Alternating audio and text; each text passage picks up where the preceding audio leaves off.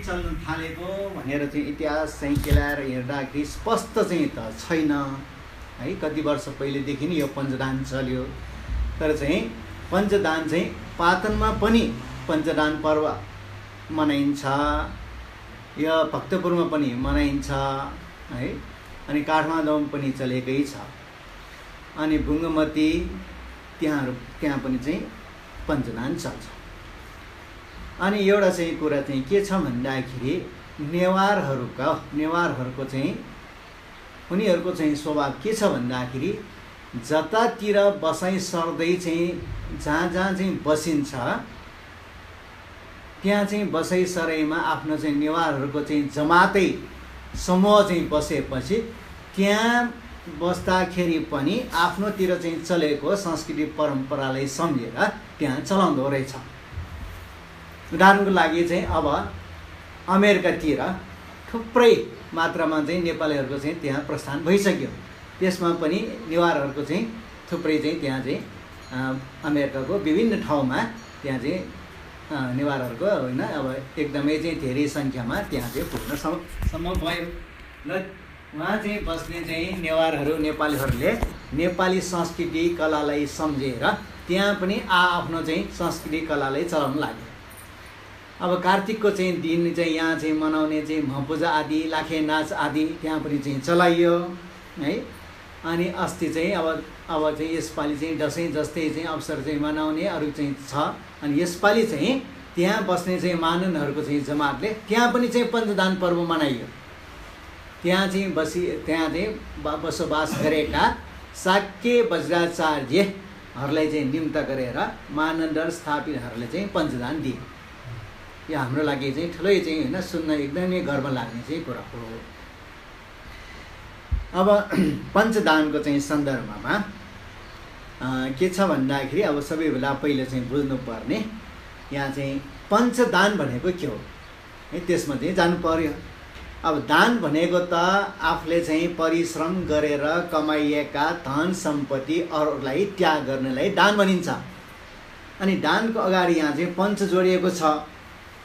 यो पञ्चदान भनेको के हो, यसमा चाहिँ अहिलेसम्म चाहिँ ठ्याक्कै स्पष्ट रूपमा चाहिँ यही हो, पञ्चको अर्थ यही हो भनेर चाहिँ ठम्याउन सकेको छैन। दुई थरी चाहिँ अर्थ लागिरहेको छ, यसमा कुन सही हो है। अब चाहिँ पञ्चमा साधारणतया चाहिँ यो संस्कृतबाट चाहिँ आएको शब्द हो। पञ्च भन्नाले पाँच होइन। अब पाँच दान भन्नाले दान दिने चाहिँ पाँच प्रकारका कुनै अन्न पाँचवटा चाहिँ होला, ती चाहिँ पाँचवटा अन्नहरू दान दिने चाहिँ हिसाबले चाहिँ पञ्चदान भनेको होला भनेर चाहिँ सबैको चाहिँ जनमानसको चाहिँ त्यो संस्मरण यही रहेको छ, पञ्चदान। अब चाहिँ पञ्चदानको अवसरमा शाक्य वज्राचार्य उहाँहरू चाहिँ भिक्षुहरू हो है। शाक्य वज्राचार्यहरू चाहिँ भिक्षुहरू हो। अहिले मात्रै चाहिँ गृहस्थीमा बसेर आफ्नो चाहिँ कर्म चलाएको हो। पहिले चाहिँ शाक्य वज्राचार्य भिक्षु नै थियो, भिक्षु नै चाहिँ बनेर बिहारमा चाहिँ बसेर भिक्षुचर्या नै चलाउँथ्यो। पछि मात्रै चाहिँ कुनै कारणवश मल्लकालीनमा आएर उहाँहरूले चाहिँ जबरजस्ती चाहिँ गृहस्थीमै बस्न लगाइयो भनिन्छ। तर पनि आफ्नो चाहिँ परम्परा रहेकोले चाहिँ 4 दिन चाहिँ चुडाकर्म गरी बिहारमा चाहिँ अहिलेसम्म पनि भिक्षु भन्ने चलन चल्दै आएको छ। अब यहाँ चाहिँ यदि 5वटा चाहिँ मात्रै दान दिने भए यहाँ पञ्चदानमा चाहिँ दान दिने 5वटा भन्दा बेसी छ। यहाँ धान दान दिन्छ, चामल दान दिन्छ, गहुँ दान दिन्छ, मास दान दिन्छ, अनि केराउ दान दिन्छ, नुन दान दिन्छ होइन। अनि चाहिँ दक्षिणा चाहिँ दिन्छ, फलफुल पनि दान गरिन्छ, क्षीर दान गरिन्छ। अनि ठुलो चाहिँ पञ्चदानमा चाहिँ यो कापी कलम पनि दान दिन्छ, डोरी पनि दान दिन्छ। त्यो गर्दाखेरि 10औं चाहिँ छ। अब चाहिँ यहाँ पञ्चदाने भनेर एउटा बुजुर्ग वर्गले अनुसन्धान गरेर होइन, यो चाहिँ जे भए पनि पञ्च नै दान हो भनेर चाहिँ उनीहरूले वर्णन गरेको छ। उहाँहरूले चाहिँ के भन्नुभएको छ भनेदेखि हाम्रो जीवनमा संसारका सबै प्राणीहरू चाहिँ आसक्ति रहने भने नै 5 इन्द्रिय हो। 5 इन्द्रिय आँखा कान नाक अनि चाहिँ जिब्रो र शरीर। त्यसबाट चाहिँ यो आसक्त हुन्जेलसम्म हामी संसारमा फसिरहेका छौँ, फसिरहन्छौँ। त्यसैले संसारबाट मुक्त हुनलाई 5 इन्द्रियबाट ग्रास्पिङ गर्ने, आसक्ति गर्ने, ग्राह्य गर्ने 5वटा चाहिँ चिज चाहिँ दान दिनु नै पञ्च हो भनेर चाहिँ त्यहाँ चाहिँ एक थरीका त्यो बुजुर्ग वर्गले यसरी चाहिँ होइन त्यसलाई चाहिँ औल्याएर चाहिँ हेर्ने गरेको छ। अनि उहाँले के हुने चाहिँ आँखाको लागि रूप जति पनि रूप छ आसक्ति हुने रूप हो। आँखाले चाहिँ शब्द त देख्न सक्दैन, गन्ध सुन्न सक्दैन, आँखाले देख्ने नै रूप हो। रूपमा हामी आसक्ति लाग्छौँ, फुल हेर्ने आसक्ति, राम्रो राम्रो चाहिँ बङ्गला, चटको कार, मोटर, टिभी होइन, टिभीमा कस्तो चाहिँ यो बालकहरू कस्तो व्यस्त रहन्छ है, त्यस्तो चाहिँ रूपको आसक्ति। त्यसैले रूपका आसक्ति स्वरूप एउटा दान दिने। अनि चाहिँ नाक आसक्ति दिने गन्ध हो, अत्तर हो, सेन्ट हो। त्यसमा पनि हाम्रो जीवनमा चाहिँ एकदमै चाहिँ व्यस्त हुन्छौँ। आइमाईहरू चाहिँ गन्ध रसले चाहिँ त्यो गन्धको हिसाबले अत्तर चाहिँ सेन्ट लगाउने एकदमै त्यस्तो चाहिँ छ। त्यसैले नाकबाट चाहिँ गन्धहरू चाहिँ श्रावको लागि डान्स दिने। अनि चाहिँ कान शब्दमा चाहिँ सुनिरहन्छ, अनेकौँ चाहिँ सङ्गीत सुन्ने, गीत सुन्ने, त्यसमा पनि मख परिरहेका छौँ। त्यसको चाहिँ शब्द चाहिँ गीत आदि चाहिँ जसबाट चाहिँ मिल्छ शब्द चाहिँ दान दिने। अनि शरीर हुने चाहिँ आसक्ति हुने चाहिँ लुगा यो चाहिँ लाउने चाहिँ शरीरलाई टच हुने सबै हो, त्यसको लागि वस्त्र दान दिने। अनि जिब्रो हुने चाहिँ रसमा झुलिरहने, सबै प्रकारका रसहरू चाहिँ त्याग गर्ने भनेर पञ्च भनिएको छ। एक थरीले होइन एक थरीले चाहिँ यसलाई चाहिँ विस्तृत विवरण गरेर चाहिँ बताउने त्यो। अनि यो कुरामा पनि केही हर चाहिँ सही भए पनि अर्को एक थरीले यसलाई चाहिँ के भन्ने गरेको छ भनेदेखि यो पञ्च होइन, यो त्यो भए पनि यो पञ्च होइन, 5 नभए चाहिँ 5 मात्रै चाहिँ दान दिनु पर्थ्यो। अब पञ्चदानमा चाहिँ धान दिन राखेका कोही कतै मात्रै थोरै चाहिँ एउटा चाहिँ धान र चाहिँ गहुँ मात्रै राखिन्छ, अथवा धान र दक्षिणा मात्रै दिइन्छ। अरू ठाउँमा चाहिँ 10औं थरी हुन्छ। यो चाहिँ पञ्च होइन, यो खास चाहिँ पञ्ज हो। पञ्ज च होइन कि ज। पञ्ज हुने के भने मुठी है, मुठीमा जति लिइन्छ त्यो हिसाबले अन्न दान दिने, यो पञ्चदान हो। पञ्चदान होइन, पञ्जले जति चाहिँ होइन दान दिने, पञ्चदान दिने। पञ्ज यो हातले चाहिँ दान दिने, जति लिन्छ त्यति दान दिने। यो पञ्चदान पछि चाहिँ अपभ्रंश गरेर यसलाई चाहिँ पञ्च चाहिँ लेखेर 5 दान दिएपछि बनाएको भनेर एक थरीको भनाइ छ। अनि पञ्च नै किन न भन्दाखेरि मान्छेको त्याग भावना कति छ त है, कति छ उसमा चाहिँ त्याग गर्ने भावना नाप्ने चाहिँ तरिका नै यो पञ्चबाट हो। एकदम चाहिँ होइन त्यागी व्यक्ति पञ्च नै उसको चाहिँ अन्न दिने नै धेरै हुन्छ, यतिसम्म हुन्छ।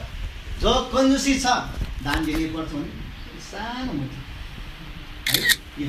त्यसैले यो चाहिँ पञ्चदान पनि यो चाहिँ यो पनि यो चाहिँ यसको चाहिँ व्याख्या गरेर चाहिँ बताएको, यो पनि सही लाग्छ, यो पनि सही हो है। किनभने चाहिँ त्याग भावनाको चाहिँ नाप यसले गर्छ। यसले पहिले वज्राचार्यहरू हामी चाहिँ पुरोहित हो, जजमानहरू कहाँ चाहिँ पूजा गर्न जान्छौँ है पहिले। अनि त्यति बेला अब चाहिँ पूजा सकेर चाहिँ गुरुजीलाई त दक्षिणा दिनु पर्यो पारिश्रमिक हिसाबले। अनि चाहिँ गुरुजूहरूको चाहिँ आफ्नो नियममा दक्षिणा दान, यो दक्षिणा पूजा सकेर दक्षिणा दिने यति भन्ने छैन। यथाश्रद्धा भने जजमानको चाहिँ मनमा जति त्याग श्रद्धा भाव छ त्यति दिने। अनि त्यति बेला पहिले नोटको चलन थिएन है, नोटको 1 रुपियाँ 5 रुपियाँ 10 रुपियाँ त्यस्तो चाहिँ छैन। पहिले त्यति बेला डबल थियो। अनि कति दिने त भन्दाखेरि उसले चाहिँ गुरुलाई चाहिँ दक्षिणा दिने त्यो मुठीबाट, मुठी कसेर।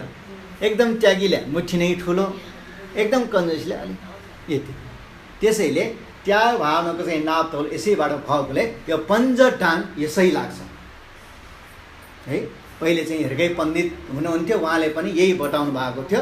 यही पञ्चबाट चाहिँ अपभ्रंश भएर हेरे पञ्चदान भएको चाहिँ यो पक्कै हो।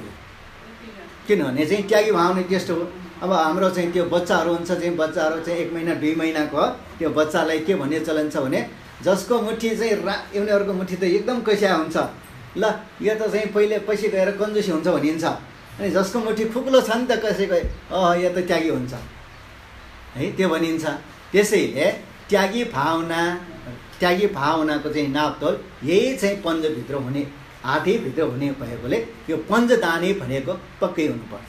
त्यसैले पञ्चदानमा तपाईँहरूले देख्नु भएको होला अथवा चाहिँ शाक्य बजाचार्यहरूलाई दान दिँदाखेरि अहिले त्यो डाडु चाहिँ चलायो, त्यसबाट चाहिँ होइन गहुँ चामल चाहिँ यसो चाहिँ त्यो चाहिँ दिने गरिन्छ। पहिलेको चाहिँ पञ्चमा त्यो मुठी नै राखेको हुन्छ, यति लामो डाडु जस्तो चाहिँ त्यसमा हातको मुठी नै मुठी भएको चाहिँ लामो चुच्चो, त्यसमा चाहिँ सानो चाहिँ पिण्ड पात्र राखेको हुन्छ। त्यसैले यो पञ्चदान सही लाग्छ है। त्यसको चाहिँ अर्थ विवरण यो भयो। अनि पञ्चदान चाहिँ कुन दिन दिने त्यो पनि चाहियो। अब एउटामा चाहिँ यसमा विभेद छ, फरक चाहिँ छ है। अब पातनको लागि मात्रै ललितपुरमा श्रावण शुक्ल अष्टमीको दिन पञ्चदान दिइन्छ। अरू सबै ठाउँमा चाहिँ नेपाल सम्बन्धबाट श्रावण कृष्ण तृतीया अनि चाहिँ नेपालीबाट भाद्र कृष्ण तृतीया पञ्चदान सकेर कृष्ण अष्टमी आउँछ। कृष्ण अष्टमीको चाहिँ 5 दिनपछि आउने त्रयोदशी, जसलाई चाहिँ जुगचरे भनिन्छ। अनि चाहिँ जुगचरेमा काठमाडौँमा पनि पञ्चदान दिने जुगचरे नै त्यस भयो, त्यही दिन भयो। भक्तपुरमा पनि त्यही दिन, अरू ठाउँ भुङ्गमती र त्यहाँ किर्तिपुरमा पनि त्यही दिन है जुगचरेको दिन दिन्छ। अनि पाटनमा मात्रै चाहिँ पञ्चदान चाहिँ यहाँ चाहिँ श्रावण शुक्ल अष्टमीकै दिन। अनि पातने भएर पनि पुल्चोकतिर चाहिँ त्यहाँ पनि जुगचरे त्रयोदशीकै दिन छ। अब यसको त चाहिँ सानो इतिहास के भने चाहिँ मल्लकालीनमा पुल्चोक पनि काठमाडौँकै थियो अरे, कान्तिपुरकै राज्यमा चाहिँ गाँसिएको थियो। अनि चाहिँ पाटनका त्यति बेला को राजा हुनुहुन्थ्यो, त्यसले अलि षड्यन्त्र गरेर राजनीति गरेर त्यो पुल्चोक चाहिँ आफ्नो भागमा पारेको अरे। अनि पुल्चोक चाहिँ यहाँ ललितपुरमा गाँसियो त गाँसियो, तर चाहिँ त्यहाँका बासिन्दाहरूले आफ्नो चाहिँ मनाउने चाहिँ चलनमा चाहिँ त्यो चाहिँ परिवर्तन ल्याएन। हामी त चाहिँ जुगचरेकै दिनमा पञ्चदान दिइराख्या, हामी यो चलन यो ललितपुरमा गाँसिए पनि हामी श्रावण शुक्ल अष्टमी दिन मनाउँदैनौँ, यही दिन मनाउँछौँ भनेर त्यही त्रयोदशीको दिन उहाँ पनि पञ्चदान चाहिँ दिने चलन छ है। अनि अब त्यसमा चाहिँ फरकमा चाहिँ देखिएको एउटा चाहिँ अब कारण हुनसक्छ है। इतिहास अनुसार चाहिँ के छ भन्दाखेरि यो पञ्चदानको चाहिँ चलन कहिलेदेखि चल्यो, त्यसको चाहिँ किंवदन्तीमा शाक्यमुनि भगवान बुद्धको बोधिसत्वका चाहिँ 547 महायानी जातक मध्ये उहाँ चाहिँ एउटा चाहिँ सर्वानन्द चाहिँ राजा भएर पाटनको भुइँटोलमा जन्मनु भएको थियो। अहिले चाहिँ भुइँट मन्दिर चाहिँ भनिन्छ। त्यहाँ चाहिँ 9 तल्ले दरबार रहेकोले 9 तल्ले नेवारीमा चाहिँ 9 तल्लेलाई भुइँट भनिन्छ। त्यहाँ चाहिँ दरबार थियो, सर्वानन्द चाहिँ राजा भएर चाहिँ जन्मनु भएको थियो। राजा त बोधिसत्व एकदम त्यागी, एकदम सहनशीलता, एकदम धैर्यता है, त्यो एकदम त्यागी। अनि सर्वानन्द राजा चाहिँ भुइँटोलमा राजा हुनुभएकै बेलामा त्यही बेला चाहिँ यो संसारमा दीपङ्कर तथागत पनि उडे हुनुभएको थियो। दीपङ्कर तथागत अनि दीपङ्कर तथागत आफ्नो चाहिँ आफ्ना शिष्यहरू भिक्षहरू चाहिँ लाखौँ शिष्यहरू चाहिँ पछाडि राखेर एउटा चाहिँ भिक्षाटन गर्नुहुन्थ्यो। अनि ठाउँमा चाहिँ उहाँले चाहिँ धर्मोपदेशना चाहिँ दिनुहुन्थ्यो, त्यस्तै चाहिँ गरिराख्नु भएको थियो। अनि त्यही बेला चाहिँ सर्वानन्द राजाले के सोच्नुभयो भनेदेखि दान दिनु त ठुलो चाहिँ पुण्यको कुरा रहेछ, ठुलो महिमा रहेको छ, यो त चाहिँ दान त दिनै पर्ने हो। त्यो पनि मेरो चाहिँ राज्यमा दीपङ्कर जस्तो चाहिँ तथागत आगमन भएको बेला उहाँलाई त मैले दान दिनु पर्यो भनेर राजाले दीपङ्कर तथागत त्यहाँ चाहिँ त्यति बेला जहाँ बस्नु भएको थियो राजा समेत मन्त्री भाइ भाडारहरू गएर त्यो बिहारमा चाहिँ भगवान बुद्धको चाहिँ चरण कमलमा आफ्नै चाहिँ दण्डवत गरेर दीपङ्कर तथागत सहित भिक्षुसँगलाई यही श्रावण शुक्ल अष्टमीको दिन उहाँले चाहिँ दरबारमा निमन्त्रणा गर्नुभएको दान प्रदानको लागि। अनि दीपङ्कर तथागतले सहर्ष स्वीकार गर्नुभयो है, सहर्ष स्वीकार गर्नुभयो। तथागतहरूको चाहिँ कुनै पनि दान भोजन स्वीकार गर्दाखेरि हुन्छ म आउँछु भनेर चाहिँ भन्नु हुँदैन, उहाँहरूको तथागतको नियम। उहाँहरूको चाहिँ निमन्त्रणा स्वीकार गर्ने नै सानो चाहिँ यो चाहिँ मुहारले अलि हाँसिदिने मात्रै हो, है मुख खोलेर हाँस्दिने। केटी हाँस्यो भने तथागतहरूले चाहिँ भोजन स्वीकार गर्नुभयो, निम्तालाई स्वीकार गर्नुभयो जानिन्छ। अनि दीपङ्कर तथागतले पनि सहर्ष यसै दान प्रदानलाई स्वीकार गरी हाँस्नुभयो। अनि राजाले सर्वानन्द राजाले ल मेरो निमन्त्रणा दान प्रदानको निमन्त्रणा यो दीपङ्कर तथागतले चाहिँ स्वीकार्नुभयो। अब भिक्षुसँग सहित उहाँ चाहिँ दीपङ्कर तथागत मेरो राज्यमा आउनुहुन्छ, मेरो दरबारमा आउनुहुन्छ। त्यसको लागि म दानशाला बनाउँछु। दानशाला चाहिँ श्रृङ्गार पतार गरेर एकदम भव्य रूपमा चाहिँ उहाँहरू सबै भिक्षुसँगहरूलाई बोलाएर आफूले चाहिँ जति दिन सक्ने चाहिँ अन्न कपडा के चाहिँ उहाँको चाहिँ मिल्छ त्यो दान गरौँ भनेर एकदमै ठुलो चाहिँ दानशाला बनायो। अनि त्यसमा चाहिँ प्रजा गर्नलाई पनि चाहिँ लगायो चाहिँ काम। अब दीपङ्कर तथागतले चाहिँ त्यतिका चाहिँ भिक्षुहरू चाहिँ आउने एकदम चाहिँ ठुलो चिटिक्क पर्ने दानशाला बनाएर त्यहाँ चाहिँ हल्लाखल्ला पनि मचियो। ओहो हाम्रा सर्वानन्द राजा धर्मात्मा राजाले दीपङ्कर तथागतलाई दान प्रदानको लागि निमन्त्रण गर्नु पर्यो, अब उहाँहरू आउनुहुन्छ भनेर एकदम चाहिँ प्रजाहरूमा पनि एकदम चाहिँ खुसी छायो। अनि त्यो बेला चाहिँ त्यही चाहिँ राज्यमा चाहिँ रहेका अलि चाहिँ वृद्ध भइसकेका एउटा बुढी आइमाईले पनि थाहा पाएछ, ए राजाले ओहो दीपङ्कर तथागत सहित भिक्षुसँगहरूलाई दान दिनु, दान त गर्नुपर्ने हो है, दान त गर्नुपर्ने हो। अब के गरौँ, तथागतलाई चाहिँ दान दिनु चाहिँ ठुलो पुण्य हो, मसँग त चाहिँ दान दिने केही छैन, सानो चाहिँ खेत छ, अब के दान दिनु। हुन्छ अब चाहिँ ल खेतमा हेरौँला के चाहिँ अन्नहरू चाहिँ उब्जिया छ बटुलेर मैले पनि यो दीपङ्कर तथागतलाई सक्दो अन्नहरू दान दिउँला भनेर चाहिँ कल्पना गरेछ, सङ्कल्प गर्नुभएको छ। अनि आफ्नो चाहिँ टाढा गएर चाहिँ त्यहाँतिर खेतमा उहाँ चाहिँ त्यो बुढी आइमाई चाहिँ जानुभयो। अनि त्यहाँ चाहिँ आफ्नो खेतमा अब के त्यसमा पनि सानो खेत, त्यहाँ चाहिँ पाएको अब अन्नहरू धान अलि गहुँ अलि त्यो हिसाबले 1-2 माना नै होला नि है, त्यति चाहिँ बटुलेर चाहिँ ल्याएर ल म पनि अब राजा कहाँ चाहिँ त्यो दान लिन आउने बेला उहाँ चाहिँ आएपछि म पनि चाहिँ दीपङ्कर तथागतलाई चाहिँ आफूले चाहिँ यो खेतमा बटुलेर ल्याएको चाहिँ अन्नहरू दान दिउँला भनेर चाहिँ मनभित्र चाहिँ सङ्कल्प चाहिँ गरेछ। अब दीपङ्कर तथागत बुद्धहरूको चाहिँ रीति सिद्धि यो हुन्छ कि अरू सबै प्राणीहरूको चाहिँ मनभित्र चाहिँ खेलेको उनीहरूले मनभित्र राखेको कुरा तथागतले चाहिँ स्पष्टै थाहा हुन्छ उहाँहरूको रीति बलले। दीपङ्कर तथागतले पनि चाहिँ त्यो बुढी आइमाईको चाहिँ मनभित्र रहेको चाहिँ थाहा पाएछ। ल सर्वानन्द चाहिँ राजाको एकजना प्रजा, त्यो पनि बुढी आइमाई आफूले चाहिँ मेहनत गरेर सानो चाहिँ खेत कमाएकोबाट चाहिँ उब्जिएका अन्नहरू मलाई दान दिन चाहिँ सङ्कल्प गर्नुभएको छ। अनि दीपङ्कर तथागत अब चाहिँ श्रावण शुक्ल अष्टमीकै दिन त्यो चाहिँ दरबारतिर दान लिन चाहिँ हिँड्नुभयो शिष्यहरूका साथ। अब उहाँ चाहिँ हिँड्नुभयो अनि दरबारमा चाहिँ पुग्नै लाग्दाखेरि पहिले उहाँ दरबारमा चाहिँ नगइकन त्यही बुढी आइमाईको चाहिँ एउटा छाप्रो जस्तो छुट्रो घरमा त्यहाँ पहिले चाहिँ दान लिन जानुभयो। अनि चाहिँ त्यो बुढी आइमाई पनि छक्कै पर्नुभयो, ओहो राजाको चाहिँ दानशालामा चाहिँ पहिले नपुगिकन मैले चाहिँ एउटा चाहिँ सानो चाहिँ उहाँले दान दिने के सङ्कल्प गरेको थियो, म कहाँ नि पहिले आइपुग्नु भयो। एकदम उसको चाहिँ मन एकदम प्रसन्न, अति उज्यालो भएर अति श्रद्धाका साथ आफूले चाहिँ त्यहाँबाट चाहिँ बतुलेर ल्याएको अन्नहरू उहाँको चाहिँ चिवर त्यो पिण्ड पात्रमा चाहिँ राखेर श्रद्धाका साथ पुरो प्रसन्नतापूर्वक चाहिँ दान दिनुभयो। बुढी आइमाईले एकदम प्रसन्न एकदम खुसी। अनि दीपङ्कर तथागतले आशीर्वाद पनि दिनुभयो, तपाईँको यो दान एकदम चाहिँ ठुलो महत्त्वपूर्ण दान हो, किनभने चाहिँ सानो खेत कमाएको फेरि पनि चाहिँ त्यो गरिब आइमाई, त्यसका चाहिँ एकदम गरिब आइमाईले आफूले चाहिँ आफूलाई खान नै चाहिने त्यति अन्न पनि आफूले चाहिँ बतुलेर एकदम श्रद्धा राखेर दान दिए, यसको ठुलो पुण्य हुनेछ, यसको प्रभावले भविष्यमा तिमी पनि बोर सत्रमा चर्या लागेर तिमी पनि बुद्धै हुन सक्छौ भनेर चाहिँ आशीर्वाद चाहिँ दिनुभयो।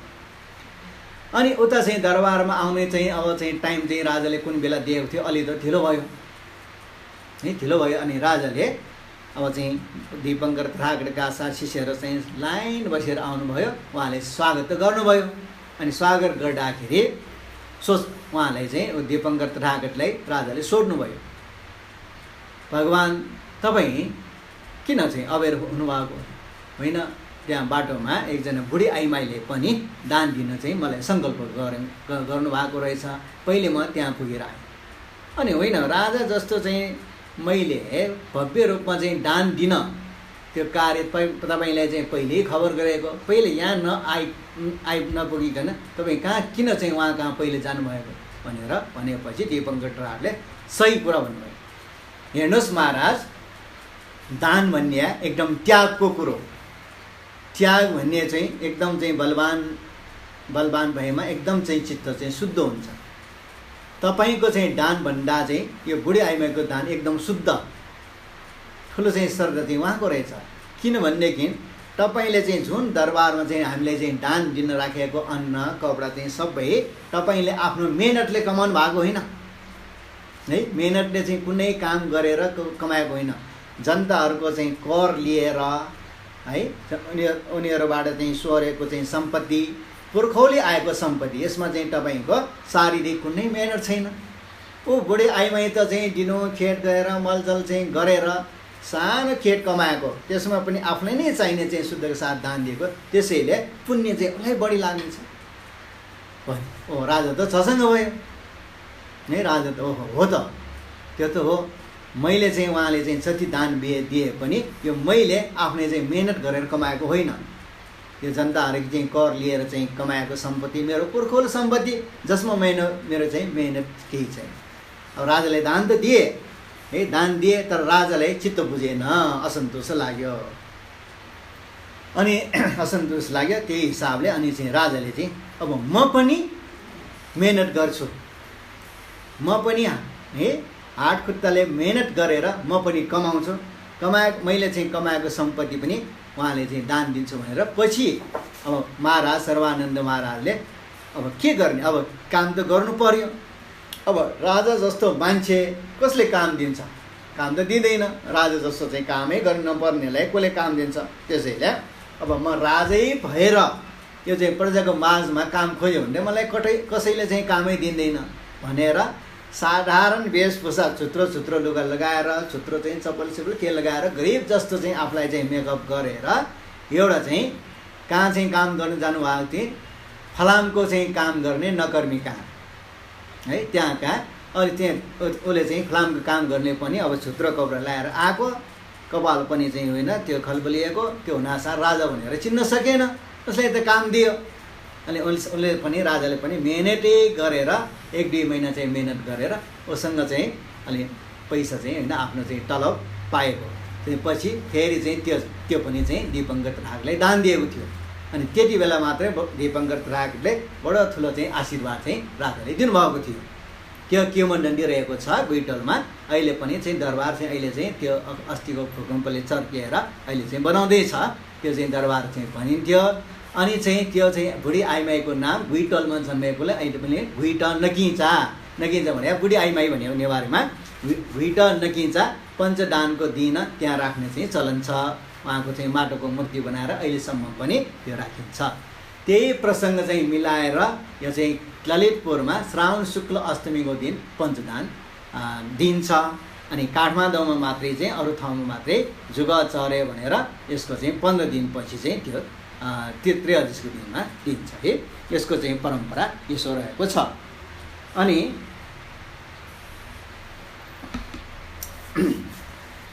दानको विषयमा बौद्ध साहित्यमा के छ भन्दाखेरि दान त दिनुपर्छ है, हाम्रो मन चाहिँ त्यागी हुनुपर्छ।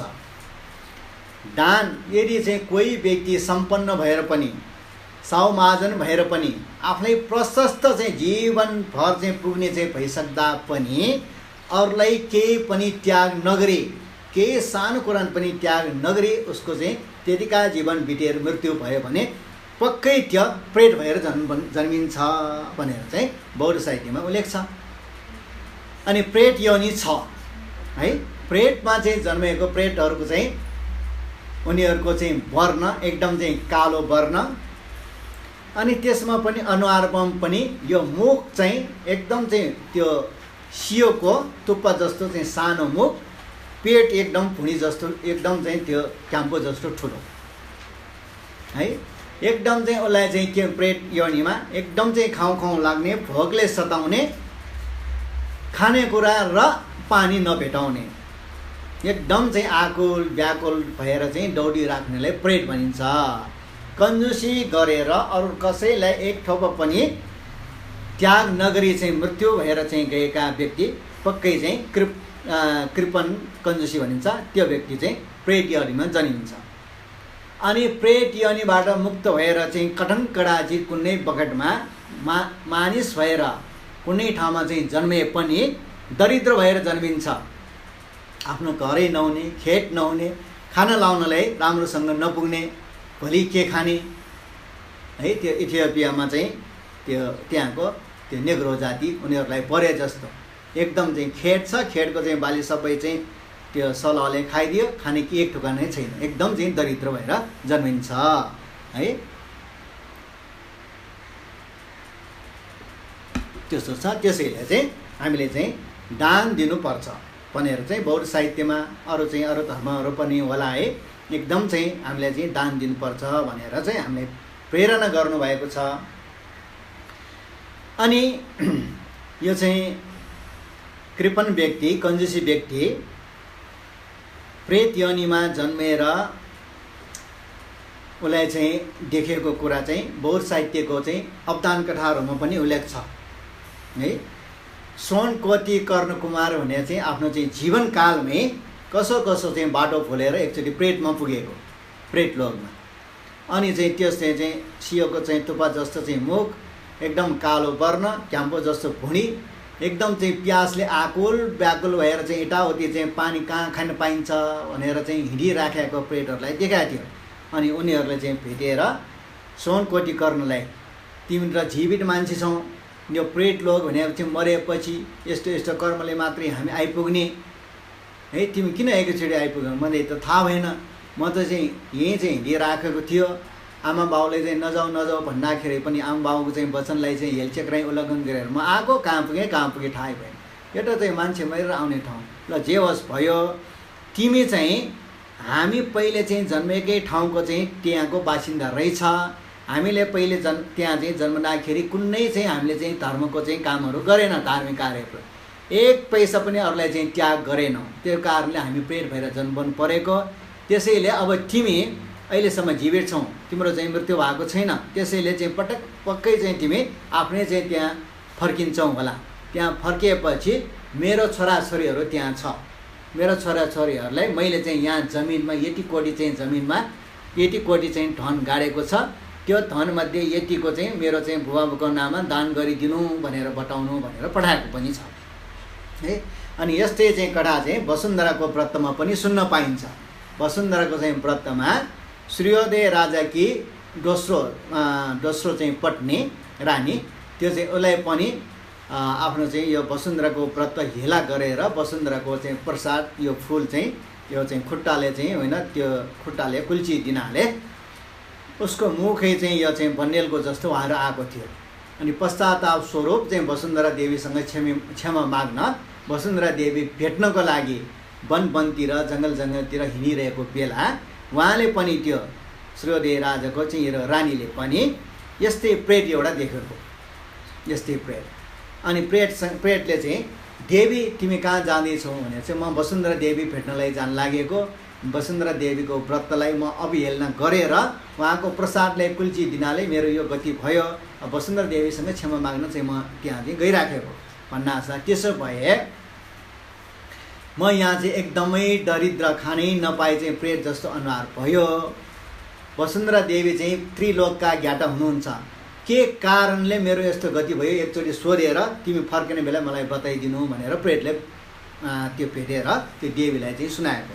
अनि त्यो देवी पनि चाहिँ त्यहाँ पछि चाहिँ वसुन्धरा देवीसँग भेटघाट भयो। वसुन्धरा देवीले दर्शन दिनुभयो। अनि वसुन्धरा देवीसँग माफी मागेपछि अनि माफी माग्दाखेरि अनि बल्ल चाहिँ उसको चाहिँ बन्नेलको जस्तो चाहिँ मुख भएको चाहिँ निको भयो, पहिलेको जस्तो दिव्य सौन्दर्यको चाहिँ रूप भयो। अनि चाहिँ बाटोमा देखेको भनेर त्यही देवीले वसुन्धरा देवी मैले चाहिँ बाटोमा यस्तो प्रेत देखेँ, उहाँले चाहिँ के कारणले चाहिँ मेरो यस्तो गति भयो तपाईँसँग सोध्नु भनेर पठाएको भनेपछि अनि वसुन्धरा देवीले त्यो प्रेतले पहिले चाहिँ त्यो राजाको स्टोर किपर, त्यो भण्डारी, राजाको अन्न होइन जति पनि सामान छ भण्डार गर्ने त्यो। अनि त्यतिका उसको चाहिँ एकदम चाहिँ भरि भण्डार गर्छ। अनि उसले चाहिँ आफ्नो चाहिँ झ्यामीहरूलाई, आफ्नो माटहरूको कर्मचारीहरूलाई एक गेडा पनि त्यो त्यतिका काम चाहिँ अराउँछ, एक थो पनि चाहिँ खुवाउँदैन। एकदम चाहिँ कन्जुसियाई गरेर मरेकोले त्यस्तो कति भयो भनेर चाहिँ बताएको चाहिँ वसुन्धरा देवीको कथामा सुन्न पाउँछ है। त्यसैले कन्जुसियाईको चाहिँ फल परिणाम चाहिँ त्यो भएकोले हामीले चाहिँ कन्जुसियाई गर्नु भएन, त्यागी हुनुपर्छ भनेर चाहिँ बौद्ध साहित्यमा यो लेखिएको छ। अनि अर्को चाहिँ कुरा पनि, अब चाहिँ सबै मानिसहरू, सबै प्राणीहरू सुखी हुन चाहन्छ, सुखी हुन चाहिँ है। म चाहिँ उनीहरूलाई चाहिँ मेरो चाहिँ सम्पत्ति होस्, मेरो चाहिँ घर चाहिँ होस्, खेत होस्, प्रशस्त खान पाइयोस्, मेरो आफन्तहरू होस्। सुख हुने त धनैले हो। अब धन त्यो सुख हुनको लागि धन चाहियो। अब धन प्रशस्त हुनको लागि आफूले पहिलो चाहिँ जन्ममा अरूलाई पनि धन त्याग गरेर आएको हुनु पर्यो। एकदम चाहिँ अब चाहिँ त्यागी नै गरेन, कन्जुसियाई गरेर चाहिँ यसो गर्यो भने चाहिँ सधैँ चाहिँ जन्मान्तरी दरिद्र हुन्छ।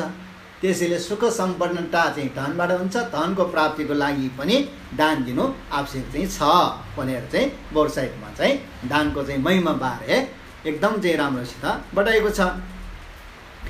अनि यहाँ यो पनि चाहिँ बताइएको छ कि अब जुन हामीले आफ्नो जीवनमा अरूलाई दान दिन्छ, अर्को निम्ति त्याग गरिन्छ, कुनै सामान, कुनै एउटा चाहिँ आफन्तहरूलाई, मित्रहरूलाई आफ्नो चाहिँ लगाइराखेको खरी किनेर दियो, त्यो पनि त्याग भयो।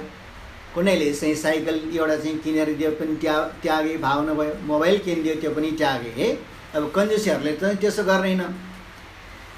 अब पिछोहरू आयो भने चाहिँ उहाँहरू चाहिँ पात्रमा चाहिँ दक्षिणा चाहिँ होस् अथवा चाहिँ चाउचाउ बिस्कुट राखिदियो त्यो पनि त्यागे भावना। पिछोहरूलाई चिवर दान दिनु पनि त्यागे भावना। पाठशाला विद्यालय बनाउनलाई चन्दा राख्यो त्यो पनि त्यागे भावना। बिहारहरू बनाउनलाई आफूले शब्द चाहिँ अब त्यहाँ चाहिँ दान दियो, सुनै दान दियो, चाँडी दान दियो, त्यो पनि त्यागे भावना है। त्यो त्याग गरेको सम्पत्ति नै वास्तविक सम्पत्ति हो रे। वास्तविक यथार्थ रूपमा आफ्नो धन भन्नु नै अरूलाई त्याग गरिसकेको धन है वास्तविक सम्पत्ति हो। सुन्दा त अनौठो लाग्छ। आफूले अरूलाई त्याग गरिसके फिर्ता लिनु पनि भएन। तर वास्तविक सम्पत्ति त त्यही भन्छ। किन भन्दाखेरि अरूलाई चाहिँ जति दान दिएको हो त्यो आफूलाई चाहिँ पुण्य प्राप्त हुन्छ र पछिल्लो जन्ममा त्यो फिर्ता हुन्छ। फेरि जुत्ता दान दियो भनेदेखि चाहिँ अब थेरवाड साहित्यमा पनि लेखिएको छ, जसले जुत्ता दान दिन्छ उसलाई चाहिँ हेरामोटी जडित चाहिँ जुत्ता प्राप्त हुन्छ अर्को जन्ममा। कुचो दान दिनेलाई यस्तो फल प्राप्त हुन्छ, बिहार दान दिनेलाई यस्तो फल प्राप्त हुन्छ, आफूलाई नै पछि चाहिँ प्राप्त हुने हो। अनि चाहिँ जति धन सम्पत्ति अरूलाई त्याग नगरी स्वतः चाहिँ मरेर चाहिँ हुन्छ, मरेर आफ्नो चाहिँ त्यतिकै छोडेर जानु भन्छ, त्यो सम्पत्ति त एक थोपा नि पछिल्लो जन्ममा आउँदैन भनेपछि त त्यो चाहिँ सम्पत्ति त वास्तविक सम्पत्ति नै होइन। दान अरूलाई चाहिँ दान दिएको, त्याग दिएको पनि पछि जन्ममा आउने भयो। त्यसैले है अनि दान दिएको चाहिँ सम्पत्ति अरूलाई चाहिँ त्याग गरिसकेको सम्पत्ति, टिभी नै होस्, मोबाइल नै होस्, घरै दान दिए होस्, त्यसको लागि हामीले आफ्नो जीवनमा सुरक्षा पनि गर्नु परेन। बरु मोबाइल एउटा चाहिँ आफूले चाहिँ त्याग गरेको छैन भने मेरो मोबाइल हराउला कि, मेरो चाहिँ साइकल हराउला कि, मेरो घरमा राखेको टिभी हराउला कि चिन्ता लिनु पर्छ। अब अरूलाई त्याग अरूलाई चाहिँ आफूले त्याग गरेर दिइसक्या त्यसको हराउला भनेर सुरक्षा पनि गर्नु परेन है। अर्को जन्ममा पनि आउने भयो। अब आफूले चाहिँ त्याग नगरेको सम्पत्ति भए सुरक्षा गर्नु पर्यो है। म यता आइराख्या घरमा खाली छ, कोही छैन, चोर आएर चाहिँ चोरी दिएला भनेर चिन्ता लाग्ला। घरमा चाहिँ फेरि चाहिँ त्यस्तो चोर आउला भनेर राम्रोसित चाहिँ टालासाला लाउनु पर्यो, चुकुल राख्नु पर्यो, घरमा खानु पर्ने। त्यसको लागि चाहिँ आफूले चाहिँ एकदम सुरक्षा गर्नु पर्यो। अरूलाई त्याग गरेर दिइसकेका सम्पत्तिको त्यस्तो सुरक्षा गर्नु पनि आवश्यकता भएन। त्यसको चाहिँ पुण्यबाट चाहिँ अर्को जन्ममा पनि आफूलाई प्राप्ति हुने भयो। त्यसैले वास्तविक सम्पत्ति भन्नु नै अरूलाई चाहिँ त्यागका साथ आफ्नो मनले सङ्कल्प गरेर दान दिएको सम्पत्ति नै वास्तविक सम्पत्ति हो भनेर बताइएको छ। अनि दान दिँदाखेरि दान दिने पनि नियम रहेछ।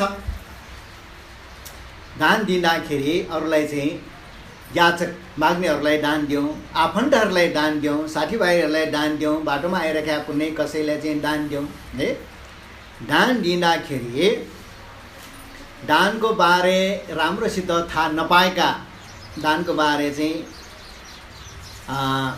त्यसको चाहिँ थाहा नपाएका अथवा अहम भाव भएका मान्छेहरूले के गर्ने गर्छ भन्दाखेरि अरूलाई दान दिँदाखेरि तिरस्कार गरी, अनादर गरी, अवहेलना गरी दान पनि दिने गरिन्छ। अब पसलमा चाहिँ यस्तो चाहिँ भिक्षाहरू चाहिँ माग्न आउँछ चाहिँ त्यो है, माग्ने ल भनेर चाहिँ यो 1 रुपियाँ फालिदिन्छ है, 1 रुपियाँ फालिदिन्छ। 4-5 जना चाहिँ आयो भने त लास्टमा आउनेले चाहिँ हप्काएर पठाइन्छ होला, दान पनि दिने है। यस्तो चाहिँ होइन ठगेर ल भनेर चाहिँ तिरस्कारका साथ, अनादरका साथ दिने चलन छ।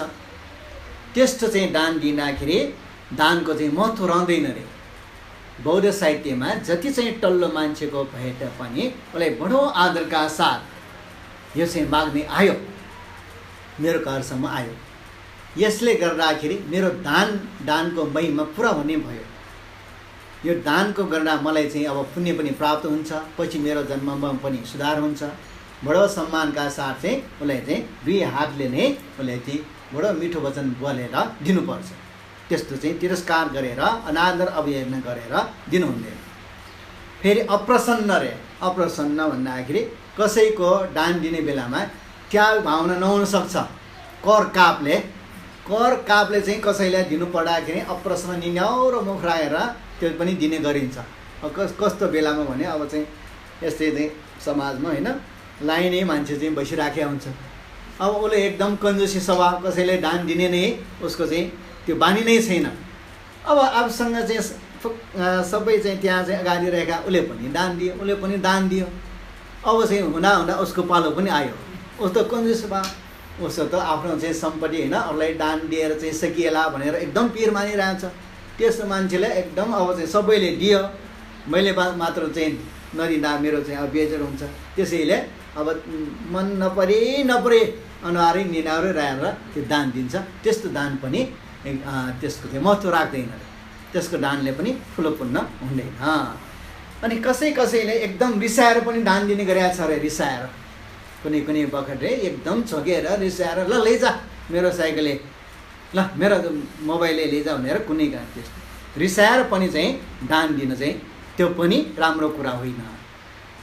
दान दिँदा, त्याग दिँदाखेरि आफन्तहरूलाई, मित्रहरूलाई, याचकहरूलाई बडो चाहिँ नम्रका साथ आफूसँग नै व्यवहार गरेर पक्षपात रहित मान सम्मानका साथ चाहिँ दान दिनुपर्छ। अनि यस्तो दान दिने चाहिँ परम्परा चाहिँ बुद्ध धर्ममा एकदमै चाहिँ राम्रो चाहिँ तरिकाले हामीलाई सिकाएको छ। त्यसैले पञ्चदानका चाहिँ दिन दान लिन आएका शाक्य बजाचार्य भिक्षुहरूलाई, अनि चाहिँ दान दिने पनि चाहिँ शाक्य बजाचार्य नै भयो। अनि शाक्य बजाचार्य पञ्चदान चाहिँ लिन आएकाहरूलाई के सम्झिन्छ भन्दाखेरि यी शाक्य बजाचार्य जो दीपङ्कर तथागत सरह नै बुद्ध जस्तै मेरो दानलाई पुरा गर्न चाहिँ यहाँ मेरो घरसम्म पाल्नु भएको हो। यिनीहरूले गर्दाखेरि मेरो चाहिँ चित्तमा त्याग भावना बढ्ने भयो, जुन त्याग भावनाले मेरो अर्को जीवन पनि सुखी हुन्छ भनेर यो दान पञ्चदानका दिन दान लिन आउने चाहिँ सबैलाई दीपङ्कर तथागत र उहाँका शिष्यहरू नै सम्झेर बडो आदरका साथ उहाँले चाहिँ घरमा चाहिँ निमन्त्रण गर्दाखेरि यो बसा लाएर भनेर चाहिँ कपडा उहाँहरूको चाहिँ खुट्टा, तथागतको खुट्टा भुइँमा नपरोस् भनेर बसा ल्यायो भनिन्छ नेवारीमा। त्यो कपडा 1-2 मिटरको चाहिँ अथवा 2 मिटर 3 मिटर लामो हुन्छ। हाम्रो है राजाहरूको सवारी हुँदा पनि दरबारसम्म बिछाइन्छ। त्यस्तै कपडा बिछाएर तपाईँहरूको चाहिँ यही चाहिँ कपडामा चाहिँ खुट्टा राखेर मेरो घरमा आगमन होस् दान लिन आउनेले, त्यति सम्मानका साथ घरमा भित्राइन्छ। अहिले यो चलन चाहिँ अलि हरायो, किनभने चाहिँ दान दिने मान्छेहरूलाई पनि यो गर्दाखेरि अलिक गाह्रो मान्ने भएकोले त्यो हरायो। तर चाहिँ विशेष प्रकारको ठुलो चाहिँ पञ्चदान भने नरा भनिन्छ। नराको दिन एउटा सानो टुक्रा चाहिँ कपडा राखेर पनि कपडाभित्र टेकेर मेरो भित्र आओस् भनेर त्यो राखिन्छ। अनि त्यो चाहिँ कपडा बिछ्याएर बसाल्या हुन्छ। त्यहाँ चाहिँ पाउ राखेर दीपङ्कर तथागत अथवा उहाँको शिष्य जसले शाक्य बजाचार्य भिक्षुहरूको आगमन आफ्नो घरमा भयो। अनि उहाँहरूलाई मेरो दान पारमिता पुरा गर्नलाई 7 दिन आउनु भएका यो चाहिँ दीपङ्कर तथागतले भिक्षु शिष्यहरू हो सम्झेर यो दान लिन आएकाले खुट्टा ठोक्ने र खुट्टा चाहिँ पखालिदिने त्यो पनि चलन छ। उहाँहरूको चाहिँ खुट्टा पखालेर त्यो जल मैले लिनु एकदम चाहिँ आवश्यक छ भनेर उहाँको पाउ एउटा चाहिँ भाँडो, त्यो चाहिँ त्यो के तामाको भाँडोमा राखेर अनि पञ्चदान दिने जजमानले त्यो चाहिँ शङ्खले चाहिँ त्यो पाउ खुट्टामा चाहिँ पानी राखेर खुट्टा चाहिँ धुवाउने अनि त्यसको अभिषेक लिने। किनभनेदेखि यिनीहरूले गर्दाखेरि मेरो दान पुरा हुने भयो। बौद्ध साहित्यमा चाहिँ दानको चाहिँ ठुलो चाहिँ महत्त्व रहन्छ। महायान अभ्यास गर्दाखेरि पहिले चाहिने नै दान पारमिता त्याग भावना हुनु पर्यो। यिनीहरूले चाहिँ मेरो चाहिँ त्याग चाहिँ सिद्ध गर्नलाई आउनु भएको एकदम चाहिँ ठुलो चाहिँ पुण्य मलाई दिनु आउनु भएको छ भनेर त्यो सम्झेर उहाँहरूको चाहिँ खुट्टा चाहिँ यो चाहिँ खुट्टा धुने अनि ढोग्ने चलन चाहिँ छ। त्यसलाई चाहिँ नेवारीमा लिचाग्यो भनिन्छ है। अनि त्यसपछि चाहिँ उहाँहरू चाहिँ भित्र आउनुभयो शाक्य बजाचार्यहरू। अनि लाइनैसित क्रमैसित राखेर एकैचोटि दान दिन फेरि उहाँहरूलाई चाहिँ पूजा गरेर टीका चाहिँ लगाइदिएर वस्त्र लगाइदिएर फुल दिएर पूजा गरिसकेपछि मात्रै उहाँहरूलाई चाहिँ अघि भने जस्तै पञ्चदान धान चामल गहुँ केराउ वस्त्र कापी कलम डोरी के छ सबै बडा चाहिँ आदरका साथ। अनि चाहिँ त्यति बेला अब यो पञ्चदान चाहिँ धेरै वर्ष भएको चलेको। अनि चाहिँ शाक्य बजाचार्यहरूले दानको महिमा र त्यो बारे चाहिँ छन्दबद्ध मिलाएर कोही बौद्ध पहिलेका एकजना बौद्ध आचार्यले पङ्क्तिबद्ध रूपमा चाहिँ मिलाएर श्लोक लेख्नु भएको छ। त्यसलाई पञ्चदान गाठा भनिन्छ। अनि चाहिँ शाक्य बजाचार्य चाहिँ यो दान लिन आएका चाहिँ उहाँहरूले चाहिँ त्यो गाठा त्यो पञ्चदानको बेला त्यो गाठा चाहिँ उच्चारण गरेर लयबद्ध मिलाएर गीतको स्वरूपमा गाउने चलन छ। अब चाहिँ यो चाहिँ पाइला टेकेर कपडामा पाइला टेकेर भित्र आउँदाखेरि बसा ल्याएको भन्छ। त्यही बेला चाहिँ बसा ल्याएको चाहिँ त्यसैको चाहिँ वाक्य अनुरूप मिल्ने चाहिँ श्लोक चाहिँ पढिन्छ। अनि चाहिँ लिचाक्योमा चाहिँ खुट्टा चाहिँ त्यो पानीले स्नान गराएर चाहिँ ढोगेको बेला त्यतिकै लिचाक्योको त्यो चाहिँ वाक्य पढिन्छ। अनि चाहिँ टीका टालो लगाउँदाखेरि श्रीखण्ड कुमकुम भनेर चाहिँ एकदम लयबद्धका साथ चाहिँ त्यो चाहिँ त्यो टीका लगाइदिएको फुल दिएको त्यो वाक्य पढिन्छ। अनि फेरि दान दिँदाखेरि धान दिने धानैको वाक्य, चामल दान दिँदाखेरि चामलकै वाक्य, फलफुल चाहिँ दान दिँदाखेरि फलफुलकै वाक्य है। त्यो पिण्ड पात्र दान दिँदाखेरि पिण्ड पात्रै। अनि नुनको दान दिँदाखेरि नुनकै दक्षिणाको चाहिँ त्यो छन्दबद्ध चाहिँ मिलाएर त्यो पढ्ने चाहिँ चलन काठमाडौँ भक्तपुर पाटन 3 ठाउँमै चाहिँ चलिरहेछ। अनि जजमानले बडो प्रसन्नतापूर्वक चाहिँ यिनीहरू चाहिँ दीपङ्कर तथागत जस्तै चाहिँ मेरो घरमा आगमन भएर चाहिँ मेरो दानलाई सिद्ध गर्न आउनु भएको हो भनेर चाहिँ सम्झेर बडा आदरका साथ चाहिँ दान दिइन्छ। त्यसैले दान दिँदाखेरि कसैलाई अवहेलना गरेर होइन, तिरस्कार गरेर होइन, अनादर गरेर होइन, अप्रसन्न भएर होइन, क्रुद्ध भएर होइन, यतिका साथ आदर राखेर चाहिँ दिनुपर्छ। अनि जजमानलाई पनि ठुलो पुण्य मूल्य छ। अनि पञ्चदान लिन आउनेहरूले उहाँहरूले चाहिँ पञ्चदान लिइसकेपछि अनि चाहिँ जजमानलाई आशीर्वाद दिन्छ। आशीर्वादमा पनि त्यो छन्दबद्ध मिलाएर ल जजमानले चाहिँ हामीलाई चाहिँ दान दिनुभयो, तपाईँको चाहिँ आयु चाहिँ वृद्धि होस्, निरोगी होस्, तपाईँको यसकिर्ति फैलियोस्, सुखै सुख होस् भनेर 7 प्रकारको चाहिँ वृद्धि हुने चाहिँ त्यो आशीर्वाद दिन्छ है। त्यसै त्यो दिन्छ। अनि एउटा चाहिँ अर्को चाहिँ के छ भन्दाखेरि फेरि दान दिँदाखेरि अनादर तरिकाले तिरस्कार गरेर होइन, अप्रसन्न तरिकाले चाहिँ दिनु भएन। फेरि एउटा कुरा के चाहिँ गर्नु हुँदैन भन्दाखेरि अरूलाई त्याग गरिसकेपछि दान दिइसकेपछि पश्चाताप एउटा गर्नु हुँदैन। पश्चाताप है, कसैलाई चाहिँ चामल दान दियो, ल मैले चाहिँ चामल दान दिएँ, नदिएको भए मेरो चाहिँ 1 महिनासम्म खान पुग्छ, अब चाहिँ 4 दिनलाई बाहेक छँदै छैन, सित्तैमै दिएँ भनेर त्यो भन्यो भने दानको फल 0। त्यसैले त्यहाँ चाहिँ त्यस्तो भए पनि एक दिन दरिद्रले हुन्थ्यो, हो दान नदिएको भए चाहिँ महिनासम्म पुग्थ्यो, अब दान दिएकोलाई मैले चाहिँ 7 दिनसम्म मात्रै पुग्ने चामल रहेछ भने पनि पश्चाताप केही नगरी केही छैन, मैले दान दिएँ, पुण्य कमाएँ, अर्को दिन जसो तसो होला मलाई तर्छ भनेर मन प्रसन्न राख्नुपर्छ है। त्यो चाहिँ दानको चाहिँ परम्परा त्यस्तो रहेको छ। अनि दानको चाहिँ महिमा चाहिँ महायानी बुद्ध धर्ममा ठुलै रहेछ। बुद्धहरूको चाहिँ मार्ग बोधिसत्व मार्गमा सर्वप्रथम पाइला चाल्ने भन्ने अनि त्याग भावनाबाट, त्यसैले दान बलेन समुद्रगत बुद्ध दान बलाधिगता नरसिंह भनेर दान सत्पारमिताको चाहिँ स्तोत्र बिहार बिहारमा पढिन्छ। पहिले नै दानकै कुरा आउँछ है, दानको। अनि यहाँनिर चाहिँ साधारण पृथकजनहरू अलि धर्मात्माका छाण्डहरूले चाहिँ दान दिने परम्परा यति भयो। अनि बोधिसत्व चाहिँ चर्यामा लागेकाहरूले उहाँहरूको चाहिँ दान दिने फेरि अपार चाहिँ छ है। उनीहरूको चाहिँ यिनीहरूभन्दा चाहिँ 10औं गुणा चाहिँ पावरफुल छ। बोधिसत्व चर्यामा लागेका बुद्धत्वको ज्ञानको चाहिँ नजिकै पुगेका बोधिसत्वहरूले त आफ्नो चाहिँ अङ्ग प्रत्यङ्गै काटेरै दिन सक्छ। हात चाहनेले हातै, टाउको चाहनेले टाउकै काटेर दिन सक्छ। आफ्नो छोराछोरी पनि दान दिन्छ, बेसन्त राजकुमारले जस्तै आफ्नो चाहिँ पत्नी समेतै दान दियो है। तर चाहिँ सुरुका बोधिसत्वलाई आदि कर्मिक बोधिसत्व भनिन्छ।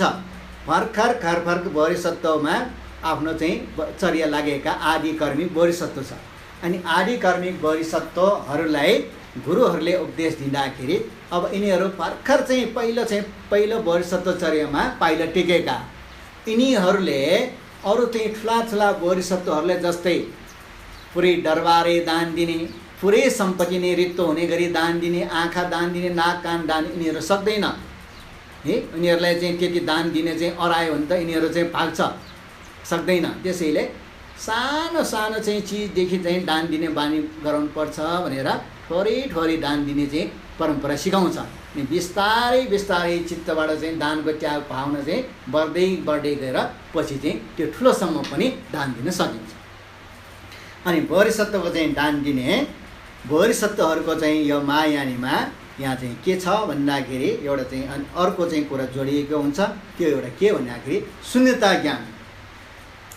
ज्ञान एउटा चाहिँ जोडिएको हुन्छ। त्यसैले साधारण पृथकजनहरूले पनि दान दिएर पुण्य कमाएको चाहिँ त्यो भइहाल्यो, उहाँहरूको दान एकदम महत्त्व रहन्छ। बोधिसत्वहरूले अरूलाई आफ्नो हातै काटेर दान दिँदाखेरि पनि, अथवा महासत्व राजकुमारले आफ्नै राजकुमारले एउटा बगिनी बच्चा चाहिँ पाएको त्यो सुत्केरी भएको चाहिँ बगिनीले खानै नपाएको बगिनी अब चाहिँ खान नपाएर भोग सुत्केरी अवस्था चाहिँ छ, झन्डै आफ्नै बच्चाहरूलाई खाना चाहिँ आँटेको बेला महासत्व राजकुमारले तरवार ल्याएर आफ्नै चाहिँ यो टिग्राको यहाँको मासु काटेर बगिनीले खुवाउनु भएको थियो।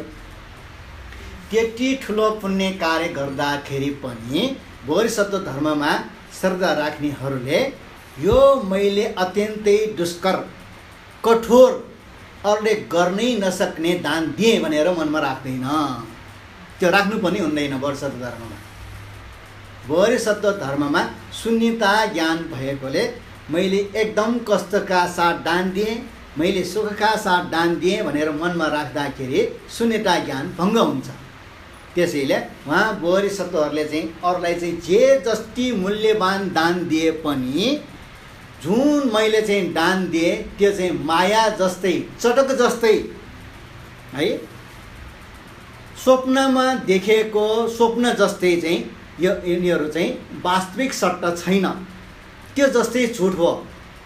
सपनामा चाहिँ देखेको सपना जति झुट हो, मैले दिएको मोबाइल पनि साइकल पनि अथवा हात खुट्टा चाहिँ कानै दान दिए पनि त्यस्तै चाहिँ झुट कुरा चाहिँ संसारमा वास्तविक छँदै छैन। त्यही एउटा मात्र मैले दान दिएको भनेर सम्झिन्छ उहाँहरूले है। अनि उहाँहरूले चाहिँ के सम्झिनु होला, जुन व्यक्ति दान लिन आउनु भएको हो त्यो पनि वास्तविकमा छैन। त्यो पनि माया पुरुष चटक जस्तै मन्त्रले बनेको हो। अनि म दान दिने म पनि छैन, म पनि चाहिँ स्वप्न जस्तै, म पनि प्रतिबिम्ब जस्तै, म पनि माया पुरुष जस्तै मात्रै हो भनेर उहाँले प्रज्ञा पारमिताको भावना राखिन्छ। यस्तो भावनाले चाहिँ दान दिँदा र साधारण पृथक दानले के फरक छ भन्दाखेरि साधारण हामी जस्तै पृथकजनले पनि धर्मार्थले दान दिँदा कसैले तपाईँले चाहिँ मोबाइल आफ्नो भान्जाले एउटा मोबाइल किनेर दान दिनुभयो भनेदेखि त्यो जसमा चाहिँ शून्यता भाव छैन, यो भान्जालाई मैले चाहिँ मोबाइल किनेर चाहिँ त्यो दिएको भनेर जति बेला पनि उसले सम्झिरहन्छ है, यसलाई चाहिँ दान दिएँ अथवा चाहिँ यसलाई चाहिँ किनिदिएँ। पछि त्यो भान्जाले अब हाम्रो चाहिँ अब व्यवहार त परि हुन्छ ठुलो भएर कुनै कुरामा चाहिँ त्यो भान्जासँग झगडा परेर भान्जाले केही चाहिँ त्यो मामालाई अलिक चाहिँ कडा शब्द बोलिदियो भने मैले पहिले त्यसलाई मोबाइल किनिदिएको, ल अब चाहिँ मलाई पो गाली गर्न आउँछ भनेर त्यस्तो हुन्छ है। शून्यता ज्ञान नभएले मैले यसलाई चाहिँ साइकल दिएँ, मैले यसै दिएँ, अरूले दिनै नसक्ने चिज दिएँ भनेर हामीभित्र दान दिए पनि अहम भावहरू रहन्छ। तर बोधिसत्व धर्ममा यो दान लिन आउने पनि झुठै छँदै छैन हैन। मेरो छोराछोरी चाहिँ दान लिन आउने जुजक ब्राह्मण पनि झुठै हो, मैले दान दिएका छोराछोरी पनि कल्पना जस्तै हो, म दान दिने पनि माया पुरुष जस्तै हो भनेर सम्झिएकोले उहाँको अहम भाव हुँदैन। कसैले मेरो छोराछोरीलाई दान लिन आउनु भएको छैन, म दान दिने व्यक्ति पनि छैन, मेरो छोराछोरी पनि छैन भनेर सम्झँदाखेरि उसको मार्ग बोधिसत्वबाट झन्डै तथागतको चाहिँ चर्या चाहिँ पुगिरहेको हुन्छ है। साधारण पृथकजनले दान दिने र बोधिसत्वले दान दिनेमा यो फरक छ। अब हामी चाहिँ दानबाट चाहिँ त्यहाँसम्म पुग्नुपर्छ, त्यसको लागि सुरु अभ्यास गर्ने नै यसैबाट हो। त्यही चाहिँ सम्झेर हाम्रा आचार्य बौद्ध आचार्यहरूले पनि दान गर्नुपर्छ भनेर हामीलाई एकदम चाहिँ ज्ञान दिनको लागि यस्तो चाहिँ बहुत पर्वै बनाएर हैन। नभए चाहिँ अब त्यस्तो पर्व चाहिँ भने दान दिने कुन बेला केही थाहै हुँदैन। त्यसैले हामीलाई चाहिँ हाम्रो मनभित्र दान गर्ने बानी बसोस्, पछि चाहिँ बिस्तारै गएर यो शून्यता ज्ञानसम्म पुगोस्, उहाँहरूको चाहिँ आशिका त्यही हो।